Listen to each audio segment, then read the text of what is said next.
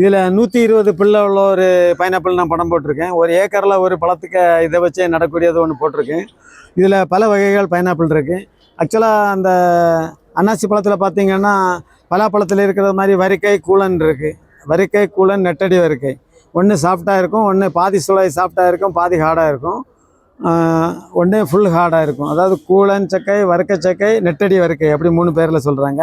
அதே மாதிரி தான் பைனாப்பிள்லையும் இது வந்து ஆக்சுவலாக கூழன் வகை.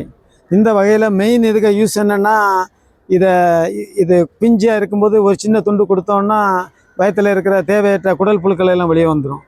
அதனால் இதை பார்த்திங்கன்னா இதை ரீத்து பைனாப்பிள்னு சொல்லுவாங்க. அந்த கால அரசர்கள் எல்லாம் மனைவிகளை வந்து இயற்கையாக தான் அணிகலன்கள் அணியணும். அப்போ இதை பாதியாக வெட்டி அவங்க ரீத்து வச்சுருக்கிறதா பழைய காலத்தில் உள்ள படங்கள் இருக்குது. இதில் இதை பார்த்திங்கன்னா இது பழுத்திருக்கு பாருங்கள். இது சிவப்பும் இல்லை மஞ்சள் இல்லாமல் ஒரு வெரைட்டி. இது பழம் ரெடியாக இருக்குது. இதுக்கு பிளான்ஸும் மக்களுக்கு ஒன்றே பண்டமாற்று முறையில் கிடைக்கும், இல்லைன்னா விலைக்கு கிடைக்கிறது வாய்ப்பு இருக்குது. சேலம் விதை திருவிழாவில் இதை கொண்டு வந்திருக்கோம். அற்புதமாக இருக்குல்ல, இங்கே பாருங்கள். நம்ம ஒரு பிள்ளைக்கு மேலே படுறதுக்கு நீங்கள் கஷ்டப்படுறீங்க. இவங்க வாழ்க்கையில் எத்தனை பிள்ளைகளை பற்றி நம்ம சமுதாயத்துக்கு சாப்பாடு விட்டுறாங்கன்னு பாருங்கள்.